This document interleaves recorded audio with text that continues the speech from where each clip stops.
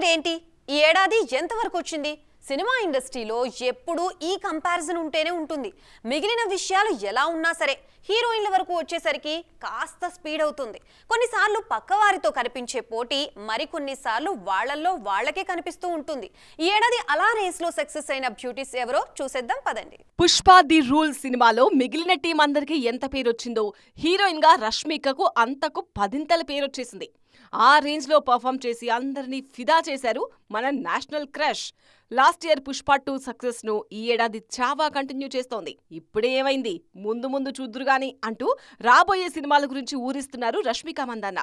Success విషయంలో Rashmika రూట్లోనే travel చేస్తున్నారు Meenakshi Chowdary. Last year ఆమె నటించిన సినిమా ఏదో ఒక సందర్భంలో మన కళ్ళ ముందు కనిపిస్తూనే ఉంది.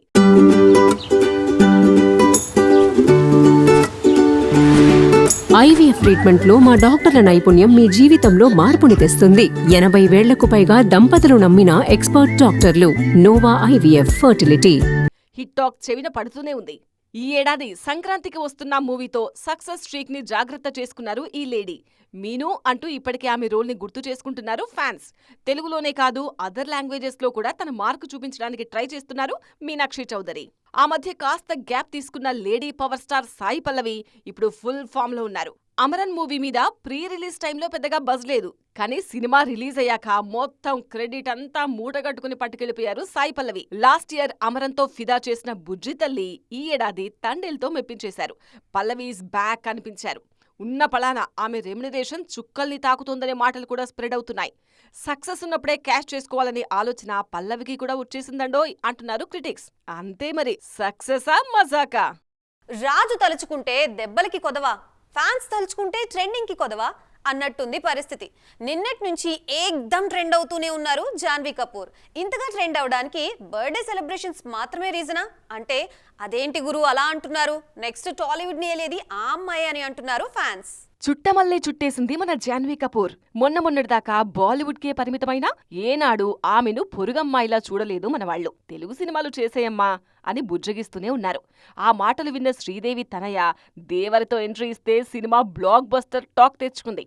దేవరలో జాన్వీని చూసి మా తంగం అనుకున్నారంతా.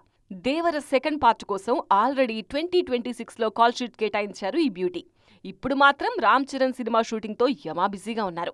ఈ సినిమా నుంచి వచ్చిన జాన్వీ లుక్ అద్దరిందంటున్నారు అభిమానులు. RC16 షూట్ కంప్లీట్ కాగానే అల్లు అర్జున్ అట్లీ సినిమా యూనిట్ తో జాయిన్ అవుతారట శ్రీదేవి తనయ.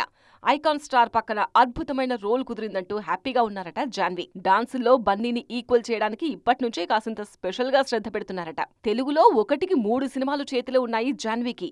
3 లీడింగ్ హీరోల మూవీస్ లో చేస్తున్నారు. సో అడపాదడపా బాలీవుడ్ మూవీస్ చేసినా ఫుల్ టైం తెలుగుకే అలాట్ చేయాలని fix అయిపోయినట్టున్నారు silver screen Thangam. Top లో ట్రెండ్ అవుతోంది toxic movie. Yash Mrs Radhika Pandit కి బర్త్డే విషెస్ చెప్తూ టాక్సిక్ ని ట్రెండ్ చేస్తున్నారు అభిమానులు. జస్ట్ ట్రెండ్ చేయడమే కాదు, యష్ కి తమ మనసులో మాటల్ని చెప్పేస్తున్నారు. ఇంతకీ ఏం చెప్తున్నట్లు? టాక్సిక్ సినిమా షూటింగ్ వేగంగా జరుగుతోంది. ఆల్రెడీ కియారా తన పార్ట్ కంప్లీట్ చేశారు. యాక్చువల్ గా అనౌన్స్ చేసిన టైంకి మూవీ రిలీజ్ అయ్యే పనైతే ఈ పాటికే షూటింగ్ మొత్తం పూర్తి కావాల్సింది. కానీ అది జరగలేదు. సో టాక్సిక్ వాయిదా పడ్డం గ్యారంటీ అనే టాక్ ఆల్రెడీ షురూ అయింది. వాయిదా పడ్డా పర్వాలేదు కానీ టాక్సిక్ తో 2000 కోట్లను టార్గెట్ చేయండి అని అంటున్నారు ఫ్యాన్స్. మనమంటూ రంగంలోకి దిగినంత వరకే రికార్డులు కనిపించాలి. వన్స్ వి స్టెప్ ఇన్ అన్నీ బ్రేక్ కావాల్సిందే అనే ధీమా కనిపిస్తోంది ఫ్యాన్స్ లో. అన్నట్టు ఈసారి సినిమాలో వైలెన్స్ విషయంలో జాగ్రత్త తీసుకోండి గురు అని హింట్ ఇస్తున్నారు. మార్కో సినిమాలో హింస ఎక్కువ కావడం, శాటిలైట్ కి ఇబ్బంది కావడంతో ఈ విషయం గురించి కాస్త ఎక్కువగానే డిస్కస్ చేస్తున్నారు నెటిజన్లు. సినిమా ఎలా ఉన్నా సక్సెస్ అని చెప్పుకునే రోజులు లేవిప్పుడు. సినిమా ఫలితాల్ని నటీనటులు ఓపెన్ గానే చెప్పేస్తున్నారు. రిలీజ్ అయిన వెంటనే వాళ్ళకి రిజల్ట్ తెలిసినా బిజినెస్ పరంగా ఏవో లావాదేవీలు ఉంటాయి కాబట్టి అప్పటికైతే సైలెంట్ గా ఉంటున్నారు. కానీ తర్వాత మాత్రం ఓపెన్ అయిపోతున్నారు. జిగ్రాలో ఆలియా అద్భుతంగా నటించారు. తను ఆల్ఫా లేడీ అంటూ ఆ మధ్య ఆలియా భట్ను తెగ పొగిడేశారు సమంత. నటన పరంగా సమంత మాత్రమే కాదు చాలా మంది కాంప్లిమెంట్స్ ఇచ్చేశారు ఆలియాకు. కానీ సినిమా రిజల్ట్ అనుకున్నట్టే వచ్చిందా అంటే నో. దీని గురించి రీసెంట్ గా మాట్లాడారు ఆలియా. జిగ్రా తన డ్రీమ్ ప్రాజెక్ట్ అని చెప్పారు ఆలియా. దర్శకుడు వాసన్ బాలా ఎంతో కష్టపడి తీసినా ఫలితం వేరేగా వచ్చింది. అలాగని నిరాశ పడిపోయి కూర్చోలేం కదా అన్నది ఆలియా చెబుతున్న మాట.